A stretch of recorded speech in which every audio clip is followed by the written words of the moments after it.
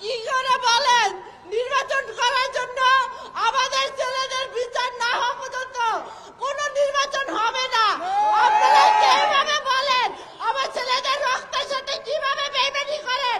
কোনো বেইমানি করা যাবে না আমাদের ছেলেদের সাথে।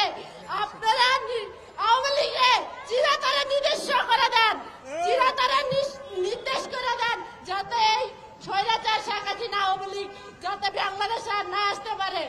একটা মা কতটুকু যন্ত্রণা নিয়ে আমরা ঘুরতেছি, এখনো আমাদের ছেলেদের হত্যার বিচার পাই না, এখনো আমাদের ছেলেদের কোনো হত্যার বিচার হইতাছে না। কেন কেন কোনো আসামি ধরা হইতাছে না? আমাদের ছেলেরা কি রক্ত দেয় নাই? আমরা বিচার চাই, বিচার, আর কিছু না। আমাদের সন্তানের বিচার চাই, আমাদের সন্তানের হত্যার বিচার চাই। আমাদের সন্তানকে যে পাখির মতো গুলি করে মারছে, আমাদের সন্তানকে ফিরাই দিতে পারবেন? আমার মুখকে ফিরাই দিতে পারবেন?